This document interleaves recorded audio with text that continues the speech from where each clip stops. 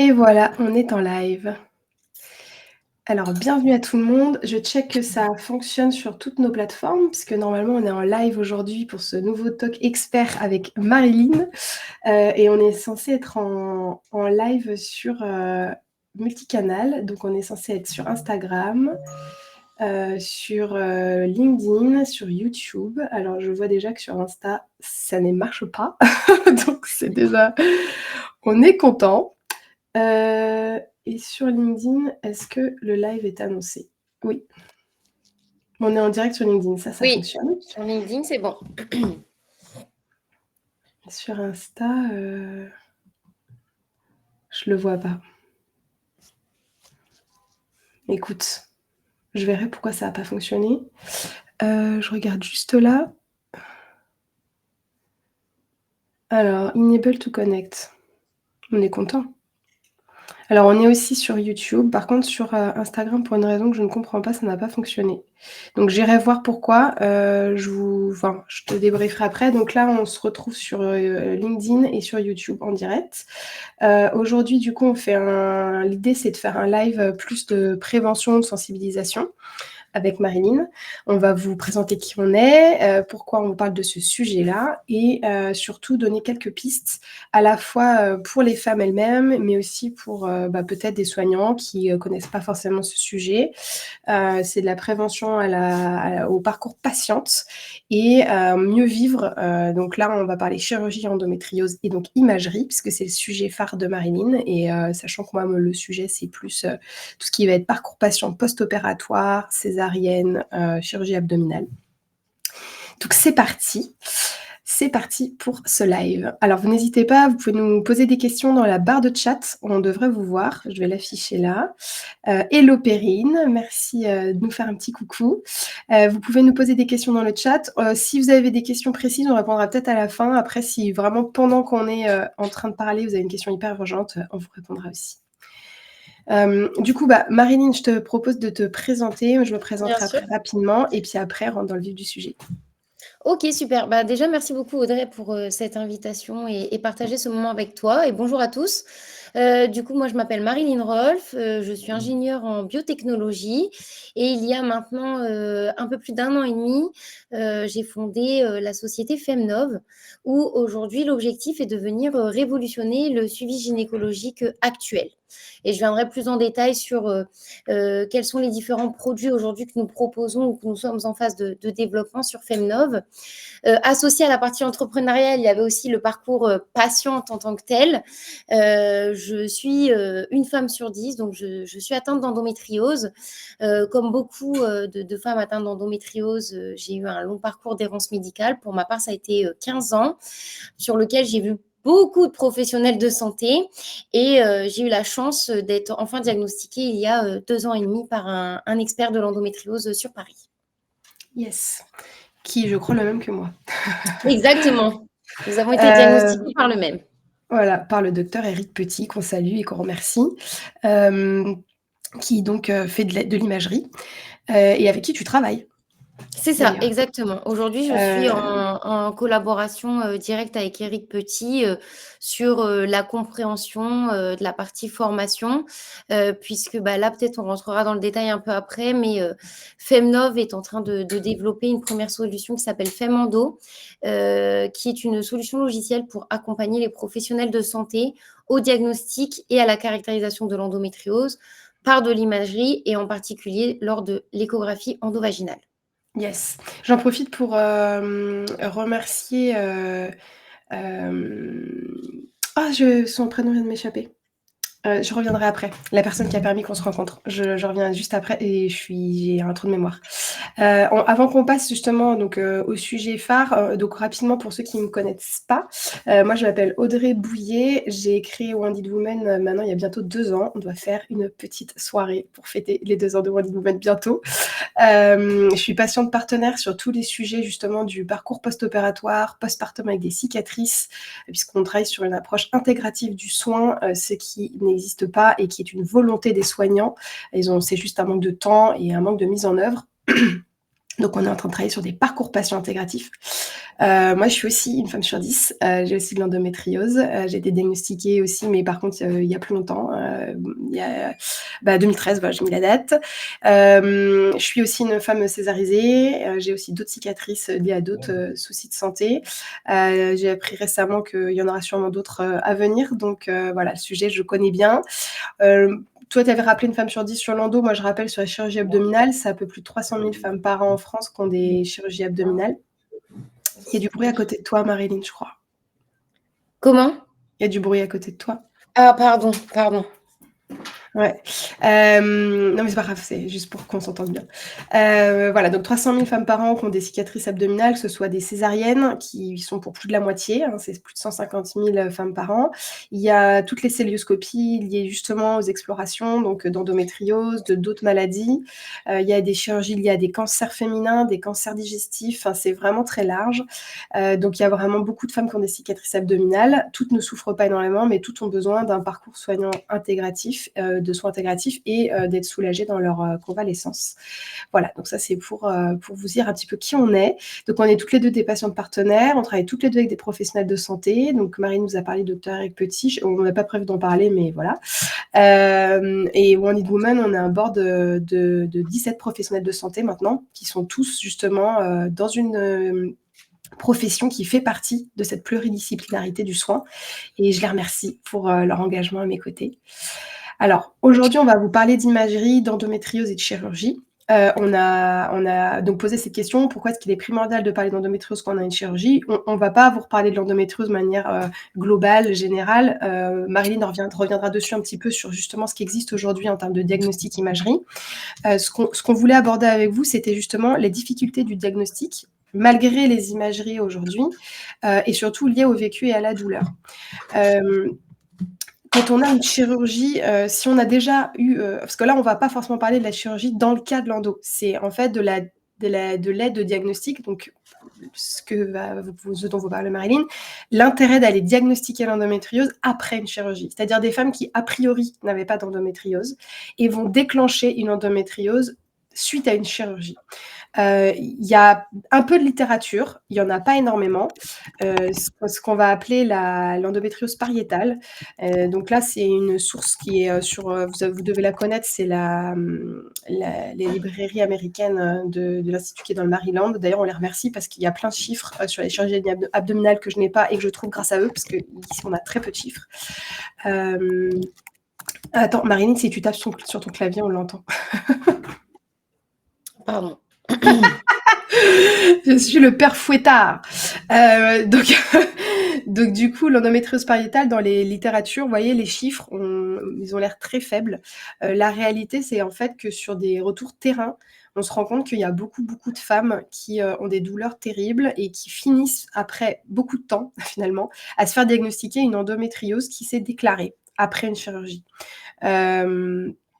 On sait aujourd'hui, grâce à cette littérature, donc là, il y a un dernier papier qui date de 2022, que les lésions, donc notamment les césariennes, c'est par là que ça a commencé, puisque c'est le plus gros volume, un des plus gros volumes en fait de chirurgie invasive, hommes-femmes confondus. On s'est rendu compte qu'il y avait des nodules d'endométriose qui se créaient au niveau de la cicatrice. Et du coup, ça a posé question, beaucoup de femmes sont pleines de douleurs, et on a commencé à découvrir qu'il y avait des femmes qui déclenchaient, entre guillemets, une endométriose après avoir eu leur césarienne. Ce que nous disent les médecins, justement, qui sont formés sur l'endométriose, mais il y a encore beaucoup de recherches à faire, c'est qu'a priori, peut-être que l'endo était déjà là et qu'elle se déclenche, en fait, après ces lésions, donc les chirurgies. Ça, c'est pas le sujet du jour. Le sujet du jour, c'est la prévention. C'est-à-dire, s'il y a des symptômes de douleur, après une chirurgie, il faut consulter. Et là, du coup, après, Marine vous expliquer un petit peu aujourd'hui ce qui existe et justement ce qu'elle a créé qui va permettre encore mieux de diagnostiquer. Et pourquoi c'est important, c'est que très souvent, on va dire aux femmes, bah oui, vous avez une chirurgie, c'est normal d'avoir mal. Sauf qu'en fait, la douleur qu'elle ressent n'est pas la douleur liée à sa cicatrice, c'est potentiellement lié à cette endométriose. Faut savoir aussi que des femmes qui ont des célioscopies, donc ça, c'est des retours qu'on a sur beaucoup des femmes qui ont de l'endo, mais aussi dans le cadre de PMA ou d'autres soucis. Donc les célioscopies, c'est des petits points qui sont faits dans le ventre pour faire de l'exploration chirurgicale. Il y a des femmes qui se retrouvent diagnostiquées d'endométriose avec des nodules qui sont sur ces points d'endométriose, notamment au niveau de l'ombilique, ce qui est très douloureux.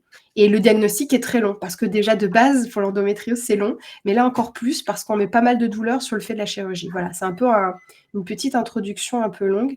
Donc voilà, donc les observations de terrain, là, c'est du déclaratif, c'est ce que on observe depuis 2 ans avec les professionnels de santé avec qui je travaille, en hôpital ou en ville, c'est que des femmes qui ont eu donc des césariennes, des cœlioscopies ou des laparotomies, donc une césarienne est une laparotomie horizontale, mais laparotomie verticale, même des femmes qui ont des cicatrices de stomie, peuvent déclencher en fait, ou en tout cas finir par se faire diagnostiquer des endométrioses, donc pariétales du fait de, parce que c'est sur la paroi abdominale, du fait de leurs cicatrices. C'est là qu'on va rentrer dans le vif du sujet, Marilyn, l'importance du diagnostic et de l'imagerie. Tu vas un petit peu nous expliquer comment ça se passe aujourd'hui au niveau du diagnostic, comment on se fait diagnostiquer l'endométriose, quel est le rôle de l'imagerie et pourquoi dans ces cas de chirurgie, c'est si important de pouvoir rapidement faire de l'imagerie pour pouvoir voir ce qui se passe et essayer de faire un diagnostic. Exactement. Alors pour revenir sur ces points-là, bon, sans rentrer dans le détail sur l'endométriose, globalement, on a un certain temps d'errance de diagnostic de celle-ci. Aujourd'hui, on va compter en moyenne 10 ans pour être diagnostiqué de l'endométriose. Donc pour tous les points que tu as rappelés, il est encore plus compliqué, associé à du post-op, d'avoir un diagnostic, puisque on va se dire c'est la récupération, c'est après l'opération, etc. Pour l'endométriose, aujourd'hui, il y a une grosse façon de diagnostiquer l'endométriose. La première, qui est selon moi indispensable, c'est la partie interrogatoire. Il y a énormément de professionnels de santé qui disent que pour diagnostiquer de l'endométriose, on commence par écouter les symptômes de la patiente, comprendre ce qu'elle a. Typiquement, une femme qui se plaint des douleurs, à tes soins Audrey, Pardon. une femme qui se plaint en post-op des douleurs au sein de son nombril, ceci n'est pas normal. C'est censé être alarmant. Ensuite, si associé à ça, par exemple, elle a des pertes ou au sein de son nombril, on va avoir ce qu'on appelle des croûtes. Ce sont des choses qu'il faut aller voir, qu'il faut vérifier. Donc, on va commencer surtout par cette grosse partie-là où le professionnel de santé doit judicieusement poser des questions et s'interroger sur la symptologie des patientes. Et puis ensuite, on a du coup tout ce qu'on appelle l'examen clinique. On va passer par de l'échographie endovaginale, qui est l'examen de première intention référencé par l'HAS, donc les autres autorités de santé, qui va nous permettre de venir explorer du coup à l'intérieur de l'appareil génital afin d'aller voir. Et puis, on va également avoir l'IRM. Donc ça, c'est ce qu'on préconise aujourd'hui pour toute la partie endométriose, que ce soit aux alentours de l'appareil génital ou que ce soit vraiment de l'endométriose profonde. L'un n'est pas mieux que l'autre. Selon moi, les deux sont complémentaires.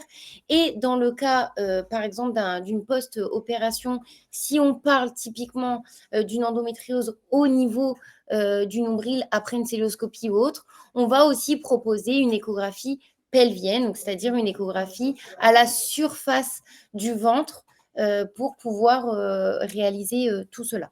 Donc ça, c'est ce qu'on propose actuellement pour le diagnostic. L'un des gros problèmes associés à cela, c'est qu'on a très peu de professionnels de santé à ce jour formés et habilités à la détection et à la caractérisation de ces pathologies par de l'imagerie. Et donc, c'est en ça où, à travers le projet FemNov, on a développé du coup Femendo. Je pense qu'on peut passer sur la slide d'après, Audrey, si ça te va. Attends, juste, excusez-moi, c'est parce que je faisais un petit message à ceux qui nous attendaient sur Instagram, comme la connexion n'a pas fonctionné. Juste pour dire qu'aujourd'hui, l'imagerie, il y a des femmes qui découvrent des endométrioses parce qu'elles ont des douleurs, qu'elles font une cœlioscopie parce qu'elles ont une autre pathologie, elles ont autre chose, etc. Et dans le cas de la cœlio, parfois même dans le cas de même des chirurgies plus lourdes, on découvre en fait qu'il y a de l'endométriose. Mais c'est vrai que l'imagerie, c'est quand même assez génial de pouvoir diagnostiquer par imagerie l'endométriose. Après, il faut qu'on ait assez de soignants qui soient formés à ce diagnostic, et c'est là que tu rentres en jeu, parce que attendre 6 mois pour un rendez-vous d'une imagerie en tant que patiente, c'est ton rendez-vous de l'année, quoi. vois? Et parfois, tu as besoin de pouvoir faire plus de rendez-vous donc voilà, c'est aussi ça, c'est un vrai sujet, en fait. C'est qu'il y a un embouteillage aussi, au niveau des soignants formés. C'est ça, il y a un vrai, souci, associé à ça. Typiquement, si aujourd'hui une femme veut se rapprocher d'un centre expert de l'endométriose parce qu'elle a des suspicions très, très fortes sur, sa symptologie, malheureusement, elle n'aura pas la possibilité, d'avoir un rendez-vous dans les, prochains mois. Et aussi, on est région dépendant, donc ça, je pense Ouais, que c'est un secret pour personne. Mais, en étant à Paris ou en région parisienne, on a quand même plus d'accessibilité qu'une personne qui vit dans la Creuse. Non pas que je juge la Creuse, mais simplement, c'est une réalité. On a, moins d'accès et moins de facilité à avoir, la possibilité d'échanger avec des professionnels de santé. Et donc, c'est en ça où nous, on a décidé avec Femnov de travailler sur l'imagerie en tant que telle, puisque l'examen échographique, qu'il soit endovaginal ou pelvien, est source d'information. Et nous, on est parti sur ce constat-là où il est important d'apporter des outils pour les professionnels de santé pour mieux nous soigner. Puisque voilà, en tant que patiente, ayant vécu une errance médicale, on a aussi ce truc de oui, mais je comprends pas, le professionnel de santé n'a pas vu. Mais le problème, c'est qu'il faut aussi se mettre à la place du professionnel de santé en se disant on ne peut pas lui reprocher de ne pas avoir vu quelque chose auquel il n'a pas été formé ni habitué à voir. Donc, c'est là où nous rentre en jeu notre produit Femando qui va, à travers de l'imagerie, permettre d'avoir une reconnaissance des lésions liées à l'endométriose. Là, je vous ai donné un exemple très concret, donc vous ne verrez sûrement pas, mais peut-être qu'Audrey, tu peux déplacer ta souris oui, au niveau de la moi, masse. Voilà, là. exactement. En fait, vous voyez, ça, c'est une échographie pelvienne. Donc, au-dessus, vous avez le tissu graisseux sous-cutané. Donc, en fait, vous allez avoir toute la graisse abdominale. Et puis en dessous, du coup, à ce niveau-là, la grosse zone que vous voyez, en fait, c'est un nodule endométriosique para-ombilical droit. Et ce type d'image, on va l'obtenir comment? En réalisant une échographie pelvienne, donc à la surface du ventre, ce qui va nous permettre d'imager et d'avancer sur ces zones-là pour voir si, en effet, suite à une opération, à une cicatrice potentiellement, est-ce qu'il va y avoir l'apparition de nodules. Et donc, c'est grâce à ça où nous, on va intervenir pour pouvoir mettre en évidence cette masse ou ce nodule endométriosique pour que le professionnel de santé ne passe pas à côté de cette anomalie. Yes. Tu peux juste nous expliquer pourquoi il y avait, les 2 images? Juste la différence? Alors la grosse différence, c'est, justement, c'était le côté, théorique à pratique. Nous, ce qu'on souhaitait faire, parce que nous sommes en phase, de développement, globalement, à gauche, c'est ce que vous voyez en échographie, donc une Mmh. image non traitée, sachant que celle-ci, elle a bien été, quand même, ajustée d'un point de vue éclairage et cetera. Enfin voilà, ajustement de l'échographe en tant que tel. Donc on arrive à percevoir cette masse-là, mais vu que c'est un examen dynamique, et ça j'aime beaucoup le rappeler, l'échographie est un examen dynamique, manipulateur, dépendant. Si le professionnel de santé passe au-dessus, mais de façon peut-être plus rapide ou sans porter l'œil, un œil avisé qu'il pourrait avoir sur ce type d'anomalie, il va passer à côté parce que tout est question d'un point de vue physique et imagerie, si je peux dire, tout est une question de noir et blanc et gris. Donc forcément, si on passe à côté, on va pas avoir cet œil avisé de se dire ah oui, ça c'est suspect. Et donc nous, c'est là où on rentre en jeu en voulant accompagner les professionnels de santé en, en aidant leur œil à porter attention sur les anomalies de l'endométriose. Donc là, ce que tu veux dire, c'est que cette image-là, ça serait le résultat, grâce à Femnov? Oui, alors ça, ça a été, Enfin, c'est une idée, enfin, c'est voilà, c'est une idée, mais l'idée, ce serait vraiment ça, c'est que, une fois qu'on récupère, les imageries, l'idée, c'est qu'on puisse les faire, traverser à travers notre software et permettre de mettre en évidence, les signatures de l'endométriose. Yes. Donc en fait, c'est exactement les mêmes images, sauf que là, on a mis en avant le nodule endométriosique. On comprend donc ce que je disais tout à l'heure par rapport aux cicatrices, l'importance en fait d'avoir soit une aide au diagnostic, soit à l'imagerie qui est vraiment pointue. C'est que déjà, il y a des complications de cicatrisation. Dans le cas des césariennes, il y a des ismocèles, il peut y avoir des hernies. Enfin, voilà, si vous voulez plus d'informations, vous pouvez aller sur notre site internet. On a fait plein de fiches là-dessus pour aider justement les patientes. Mais si en plus on a des nodules qui se mettent dans les cicatrices, on a d'autant plus besoin sur des professionnels qui ne seraient pas formés justement à l'endo et voilà, qui pourraient passer à côté d'avoir ce genre de logiciel d'aide au diagnostic. Ce serait vraiment fantastique. Faut comprendre aussi que l'endométriose, c'est une maladie qui peut être vraiment handicapante au quotidien. J'ai revu, après on aime ou pas, mais j'ai revu une vidéo hier de Nora Malagré et qui dit, moi, elle m'handicape au quotidien, elle m'handicape pour dormir, pour marcher, pour manger. En fonction du vécu de l'endométriose, elle est vraiment handicapante. Et quand on n'a jamais eu d'endométriose, qu'on ne connaît pas ses symptômes personnels, ce qui vont être ses propres symptômes, qu'on a déjà une cicatrice, que déjà on doit s'en remettre, et qu'on a des douleurs d'endométriose par-dessus qui commencent à arriver parce qu'on a ces nodules et qu'on a une endométriose, en fait, on a une inflammation aussi qui se crée.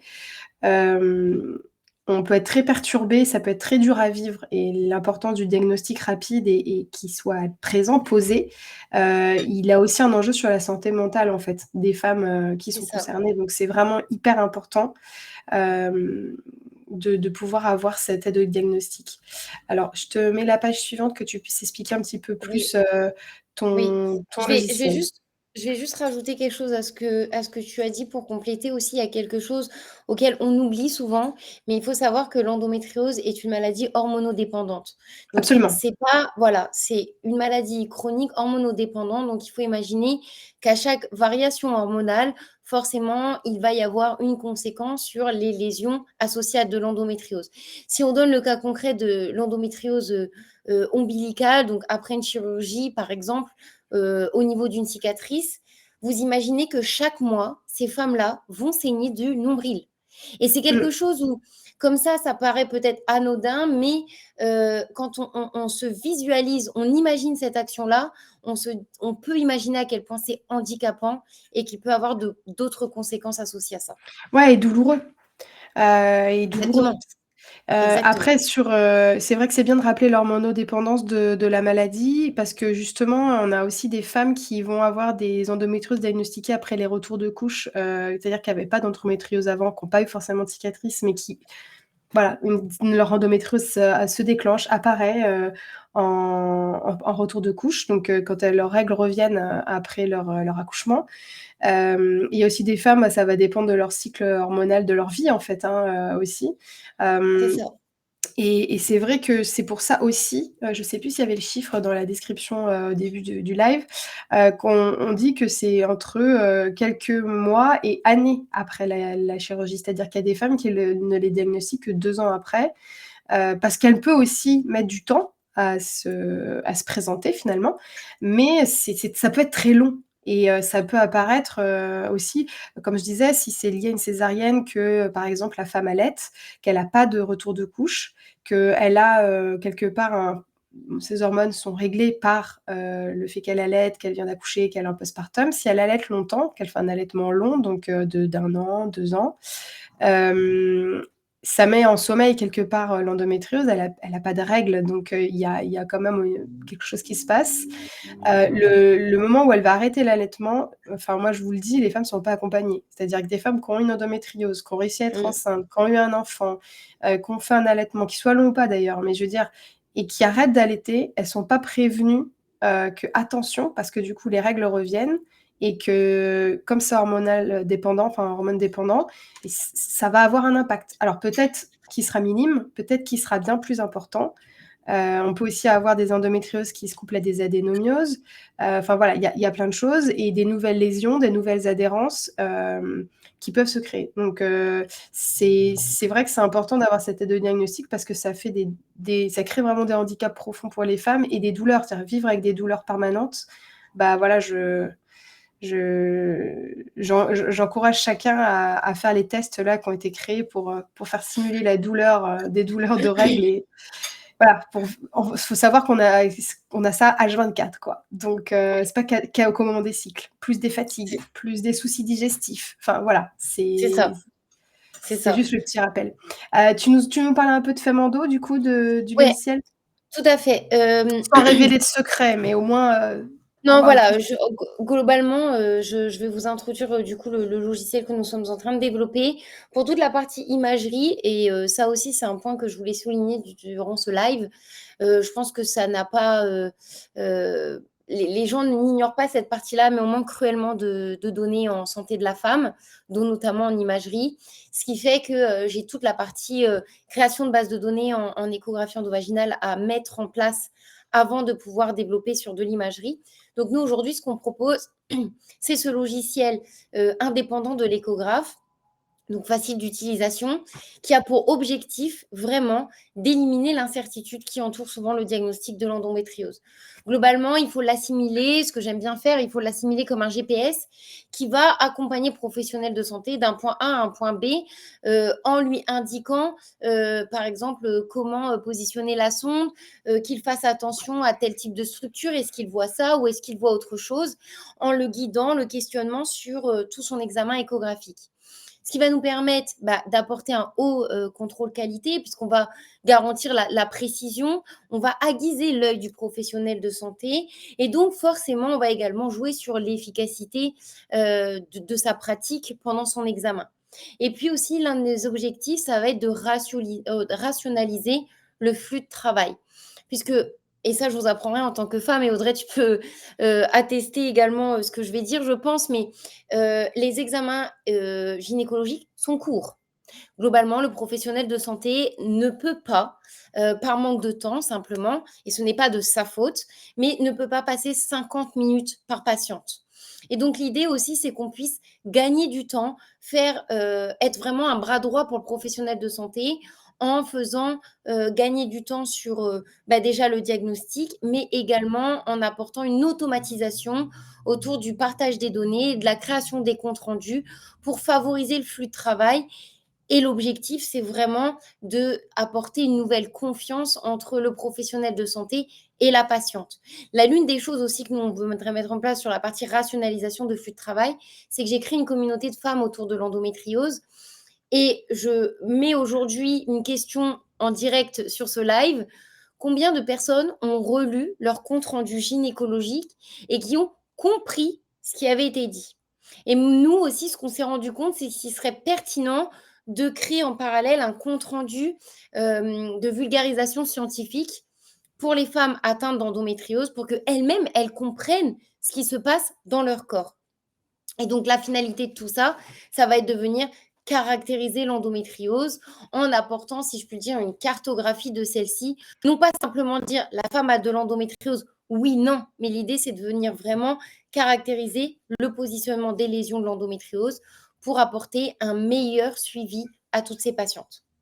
Oui, parce que c'est vrai que du coup, nous, comme on est patiente partenaire et qu'on se forme auprès des hôpitaux et des soignants, qu'on est nous-mêmes patientes, on connaît le sujet. Mais c'est vrai que quand on nous diagnostique au départ, on connaît rien, on connaît pas les implications. Comme tu dis, les rendez-vous sont courts parce qu'il y a beaucoup de femmes à voir et que forcément, il faut enchaîner les rendez-vous parce qu'il y a beaucoup C'est de femmes à ça, diagnostiquer. Et que parfois, la question c'est: «Est-ce que je peux avoir des enfants? Est-ce que je peux continuer tel sport?» En gros, quels vont être les impacts dans ma vie? Parfois, il n'y a pas de réponse. Enfin, souvent d'ailleurs, il n'y a pas de réponse parce qu'en fait, il faut essayer et il faut tester et il faut voir en c'est fait ça. ce qui va se passer. Hem, j'ai vu que, alors je le vois pas dans le chat là, mais je le vois sur LinkedIn qu'il y a eu des commentaires sur le côté pluridisciplinaire, on ne fait que parler de ça depuis tout à l'heure. Ce sera aussi mon point un peu plus tard sur le post-opératoire. C'est forcément pluridisciplinaire. Là, le live, il a pour objectif de montrer des outils qui sont en innovation pour justement accompagner soit les praticiens, soit les patientes.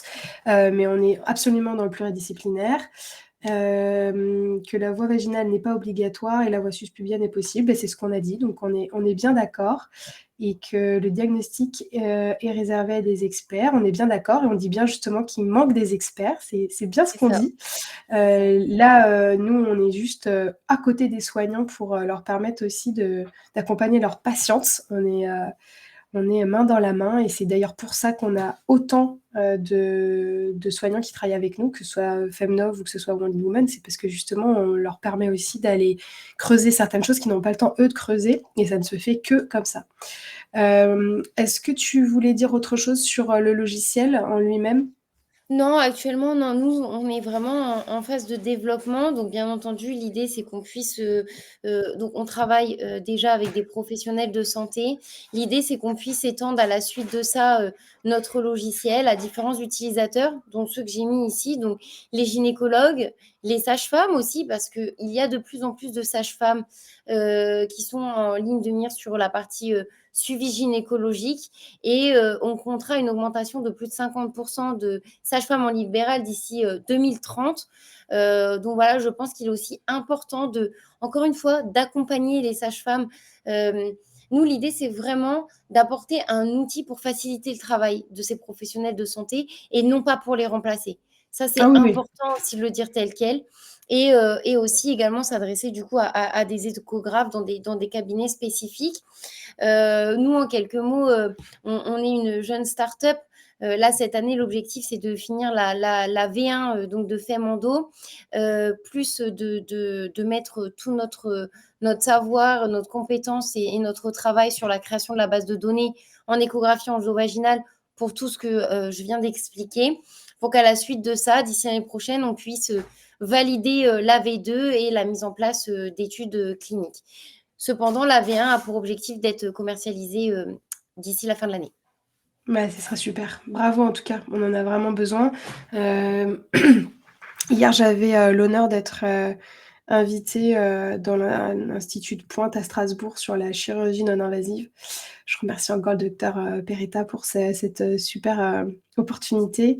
Et ils sont plusieurs aussi à dire que dans justement les opérations qu'ils peuvent pratiquer plutôt plus invasives pour le moment, avant de vraiment de pratiquer que cette chirurgie non invasive, dans le cas notamment de tout ce qui va être opération bariatrique, il y a aussi des détections en fait d'endométriose sur des patientes qui n'en avaient pas avant. Parce que, comme on l'a dit, il y a des lésions qui sont créées et que forcément, alors, ce qui est sûr, c'est que sur les parcours d'opération, tout ce qui est lié à l'obésité, c'est des parcours hyper encadrés qui sont aussi pluridisciplinaires d'ailleurs. C'est obligatoire, c'est des parcours longs, il y a une grosse préparation à la chirurgie, etc. Mais ça reste. Là, je parle pas de la partie justement non invasive, hein, je parle des pratiques plus courantes. Ça reste quand même invasif, d'où l'intérêt en fait de découvrir les techniques non invasives, parce que ça crée quand même des changements métaboliques. Donc c'est vraiment hyper intéressant et c'est vrai qu'il n'y a pas aujourd'hui, en tout cas dans la littérature qui est disponible, de recherche sur ces apparitions d'endométriose post-chirurgicales en fait. Donc c'est vrai que plus on a des techniques non invasives et mieux c'est pour aussi limiter quelque part, c'est difficile de donner le bon mot, c'est pas le déclenchement de la maladie, mais en tout cas un réveil peut-être d'une endométriose qui était en sommeil et qui ne gênait pas la patiente en fait. Mm. Est-ce que tu veux redire? Non, c'est bon, tu as fini toi sur la partie femme en Non, dos. moi, tout Ouais, à fait. ok. Bah, moi, je veux dire deux mots sur la partie convalescence. Donc, c'est plutôt la partie Wounded Woman. Alors, on travaille aussi à la préparation opératoire, c'est-à-dire qu'on travaille avec des anesthésistes, des chirurgiens, etc. Et donc, on réfléchit un petit peu à comment on peut aussi aider les femmes à mieux visualiser ce qui va se passer, etc. Et préparer un petit peu ensemble, plus que ce qui est fait. C'est surtout à destination des femmes, en fait, hein, de les rassurer, voilà, de les aider un peu mieux à comprendre, à vulgariser un petit peu ce qui peut se passer. Mais le gros du travail, il est en convalescence, parce que c'est vrai qu'une fois l'opération terminée, et les premiers soins et les premiers rendez-vous qu'on a avec les chirurgiens, il y a beaucoup de cas où il n'y a pas de suivi vraiment bah, justement, il n'y a pas de suivi du tout parfois et pas de suivi pluridisciplinaire. Alors là où il n'y a pas de suivi du tout, c'est sur les césariennes. Je vais vous en reparler après. C'est un très gros problème. Tout ce qui est cicatrice dans la maternité, à part le rendez-vous des 6 semaines, il n'y a pas de protocole en place en fait pour un suivi régulier, alors qu'il y a quand même eu des cicatrices et donc du bloc opératoire, de la suture avec toutes les complications possibles. Et dans certaines opérations, il y a certaines maladies, c'est pareil, c'est-à-dire qu'à partir du moment où il n'y a pas d'infection, que la cicatrisation semble bien se passer, il n'y a pas un suivi particulier. Et en réalité, on a besoin d'accompagner les femmes dans ces convalescences, déjà pour tout ce qu'on vient de dire, c'est-à-dire la possibilité de déclencher de nouvelles douleurs qui seraient liées à une endométriose, mais même pour le bien-être, psychologique, en fait, de la patiente et l'aider à sa convalescence. En fonction alors il y a des femmes qui vont très bien, donc c'est parfait et elles ne ressentent pas forcément ce besoin d'accompagnement, mais parfois c'est nécessaire.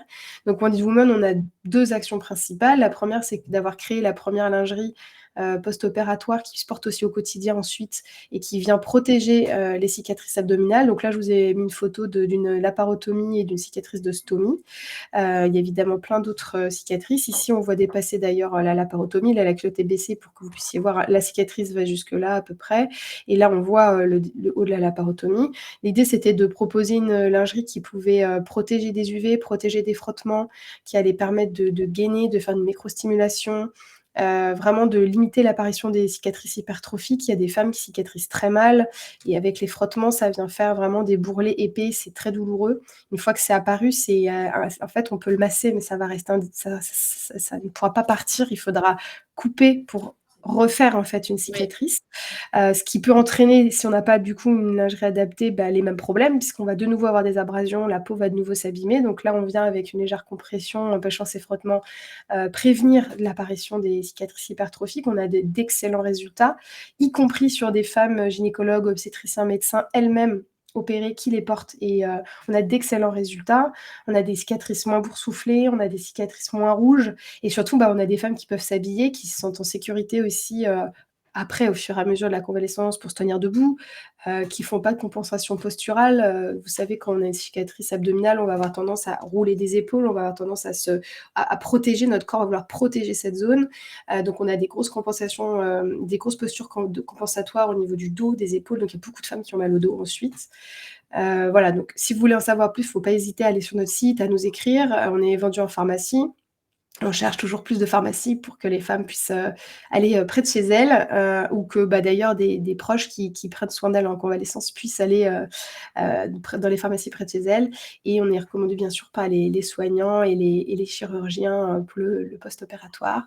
On a plusieurs gammes, je vous laisserai aller voir et n'hésitez pas à nous poser vos questions. Le parcours intégratif, patiente, donc ce que je disais, c'est qu'en fonction des pathologies, il y a le parcours, post-opératoire est pluridisciplinaire et plus ou moins mis en place, plus ou moins expliqué. Savoir que quand on est patient, qu'on se fait opérer, à moins d'avoir été beaucoup opéré, on ne connaît rien, c'est-à-dire qu'on ne sait rien du tout. Tout est nouveau et on n'a pas des réflexes, qu'on pourrait avoir si on est déjà passé par là. C'est-à-dire que si on nous parle pas de kiné, après on ne va pas le deviner. Mmh. Si on ne nous parle pas, des impacts sur le digestif potentiel, on va pas consulter non plus. On nous parle pas forcément des douleurs ou des complications qui peuvent exister. Donc l'intérêt d'avoir un parcours intégratif du patient, c'est de pouvoir permettre aux femmes de mieux connaître les soignants qu'elles peuvent consulter et aux soignants entre eux de connaître leur positionnement dans ce parcours, patient et de pouvoir se recommander les uns les autres et de remettre en fait, l'idéal c'est qu'une femme ne voit, qu'un soignant et qu'elle connaît du coup tout son écosystème en local. C'est-à-dire qu'elle va voir un kiné ou elle va voir une psychologue, l'un ou l'autre est capable de lui dire: voilà, l'écosystème local auquel vous avez accès, donc infirmière, kiné, ostéopathe, psychologue, enfin je veux dire vraiment toutes les disciplines qui peuvent, aider la patiente et il y en a énormément et si on n'a pas eu l'information, on est déjà en convalescence, on essaie de guérir, on va pas forcément chercher. Donc c'est vraiment primordial. Nous, on sort avec notre board médical, donc la première sensibilisation au parcours patient, sur, le besoin des femmes, notamment dans le post-césarienne, puisque c'est un accouchement, mais c'est aussi une chirurgie et il n'y a pas de parcours post-op intégratif du soin. Les femmes ont quelques rendez-vous Prado, en général à domicile et ensuite ont le rendez-vous des 6 semaines, mais c'est tout. Il y a pas de protocole, construit. C'est une vraie demande des soignants et c'est une demande des soignants à l'hôpital et en ville. C'est évidemment une demande des patientes. On a des retours terrain qui sont, on a des milliers, de retours. Et on est aussi une enquête en cours. Je peux vous dire que les débuts des résultats, sont catastrophiques. Le taux de dépression dépasse dans cette étude, et largement les taux connus. Puisque à la question: «Pensez-vous avoir fait une dépression ou avez-vous été diagnostiqué?» L'autre possibilité, c'était non ou je ne sais pas. quand on prend, oui, j'ai été diagnostiquée ou je pense avoir fait une dépression, on est à plus de 70% de réponse. Donc, sur la césarienne. Donc, je maintiens ce qui a été dit par un docteur en commentaire.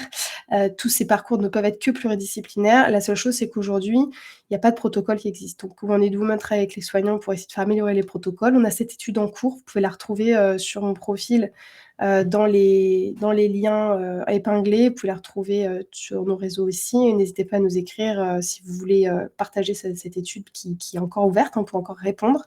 On a besoin de maximum de réponses. Qui va nous permettre justement d'améliorer les protocoles. Et en attendant, on a ces supports en fait de sensibilisation au parcours de la patiente pour mieux la comprendre et enrichir les pratiques. C'est à la demande de plusieurs hôpitaux et de beaucoup de soignants avec qui on travaille, et encore pas plus tard qu'hier. Voilà. On va quand même rappeler que le suicide est la première cause de mortalité des femmes dans la première année de vie de l'enfant. Moi, ça fait 2 ans que je donne ce chiffre, et le rapport de l'enquête nationale confidentielle sur les morts maternelles il y a 10 jours l'a redit. Donc la nécessité des bons diagnostics, la nécessité de parcours pluridisciplinaires, elle est essentielle. Et ça n'enlève rien à la difficulté des autres maladies et des autres parcours. Mais voilà, l'endométriose, on peut la retrouver, comme on l'a dit, de manière transversale dans plein de cas. Oui. C'est-à-dire qu'il y a des femmes qui ont des cancers qui sont opérés au niveau abdominal, qui vont se retrouver à déclencher une endométriose qui était peut-être en sommeil. Donc voilà, c'est vraiment très large et très global. D'où la nécessité d'avoir des bonnes imageries et d'avoir un bon parcours pluridisciplinaire. On avait mis quelques recos. Je te rejoins sur ces recos-là. Ouais. Si tu veux faire la synthèse des recommandations, vas-y. Ouais, bah, en fait, moi, ce qui me semblait important pendant ce live, c'était, la première recommandation que je vais faire, bien entendu, qui est bienveillante, c'est celle de s'écouter. En fait, je pense qu'en tant qu'individu, donc homme ou femme, bon, là, dans le cas de l'endométriose, voilà, mais il est important d'aller analyser les symptômes. En cas de douleur, au niveau des cicatrices, il faut tout de suite en parler. Je donnais l'exemple tout à l'heure, d'avoir une cicatrice au niveau de son nombril. On constate quelque chose, que ce soit la formation d'une croûte qui apparaît de façon régulière chaque mois, etc., ne pas se dire oh c'est rien. Oui, ça sera peut-être pas grave, mais ce n'est pas rien. Et donc c'est là où on a le deuxième point qui est sur la normalisation. Si vous ressentez une douleur qui survient de façon répétitive, non pas à un instant T au mois de janvier, mais qui revient à chaque mois ou autre, ne vous dites pas ok, ça va passer. Non, vaut mieux venir faire de la prévention. Et donc, on en revient sur mon point 3. Tout ça s'enchaîne très bien. Sur la partie, il est plus qu'important d'aller consulter. Ne pas hésiter à se rapprocher d'un professionnel de santé et demander également un deuxième avis si nécessaire. Nous, les points sur lesquels on travaille, c'est d'accompagner les professionnels de santé. Nous le savons, on manque actuellement en France, et ça a été dit lors de l'événement Made in Tech, ça a été dit à différents Ouais. congrès auxquels j'assiste. Nous avons un déclin d'un point de vue nombre de professionnels de santé. Et ce chiffre-là n'ira pas mieux dans les prochaines années, bien entendu. Et donc l'idée, c'est n'hésitez pas, si vous voyez un professionnel de santé qui vous donne un avis, si celui-ci n'est pas expert, par exemple, de la pathologie en question, rapprochez-vous des centres experts, rapprochez-vous des centres habilités à vous accompagner, à vous suivre et à répondre à toutes vos questions pour justement ne pas passer à côté de quelque chose et surtout réduire l'errance médicale dont beaucoup d'entre nous souffrent ou ont souffert. Absolument. En vrai, c'est des recos qui valent pour tout, hein, toutes les Oui, pathologies, oui. mais c'est vrai, non, mais disons-le, mais c'est vrai que voilà, c'est hyper important. Demander un deuxième avis, si nécessaire, c'est capital. Il y a le site deuxième avis, par exemple. Enfin voilà, il y a plein de choses qui sont possibles. Ne pas laisser tomber, et surtout en cas de douleur répétée, comme tu disais, surtout après une chirurgie, pensez pas que c'est forcément lié à votre cicatrice, et j'ai envie de dire qu'à un moment donné, vous avez le droit aussi de faire juste checker votre cicatrice, en fait.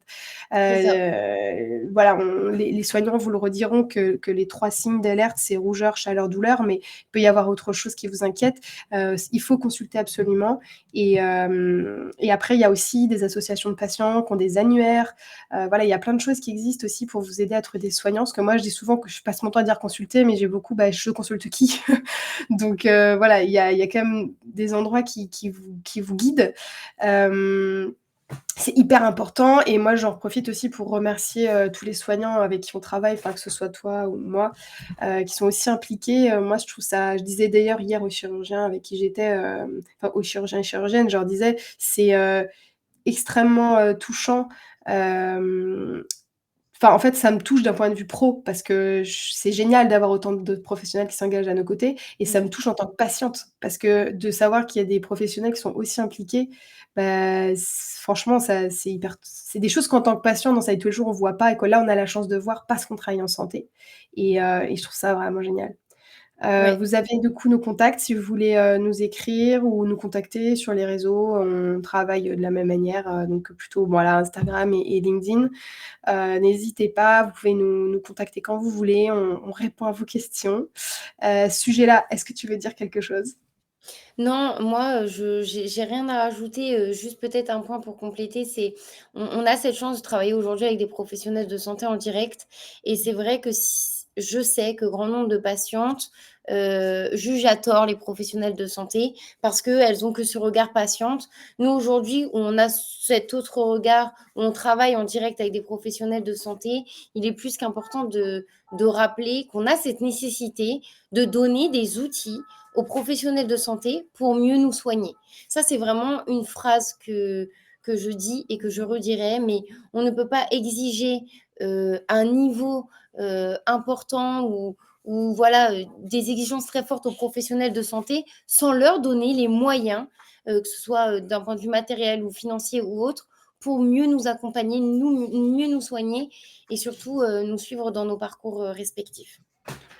Absolument et même, l'idée du deuxième avis, c'est-à-dire que voilà, on est libre, vous êtes libre de changer de soignant aussi. Voilà. Exactement, exactement. Je ne sais pas s'il y a des questions, je sais qu'il y avait beaucoup de live sur LinkedIn aujourd'hui à 12h30, donc je Oui. pense qu'il y en a beaucoup, on a dilué la l'audience. Je ne sais pas s'il y a des questions, si vous êtes en direct, que vous voulez nous poser des questions, allez-y, c'est le moment. On répond à vos questions. Après, vous pourrez toujours, nous écrire, voilà, nous écrire par ailleurs. Mais, voilà, n'hésitez pas si vous avez des questions. Je ne sais pas s'il y a j'arrive pas à voir en multichannel s'il y a, beaucoup de monde qui est connecté. Je regarde si on a des messages. Moi, j'ai été voir les messages sur LinkedIn, mais on a déjà répondu à ceux qui avaient été posés. Yes. Heu, Heu, yes. Du coup, si vous avez pas de questions particulières, encore une fois, j'ai vu qu'il y avait beaucoup de live, enfin, en fait, on le découvre, on le découvre au moment où on voit qu'un tel est en live, un tel est en live, mais vous pouvez pas savoir. Je sais que Nina Ramel faisait un live ce midi, donc je pense que tout LinkedIn est connecté sur son live. Si vous n'avez pas de questions en direct, en tout cas, nous, avec Marilyn, on vous donne rendez-vous sur nos sites internet, sur nos réseaux, où on fait de la prévention aussi, bien sûr.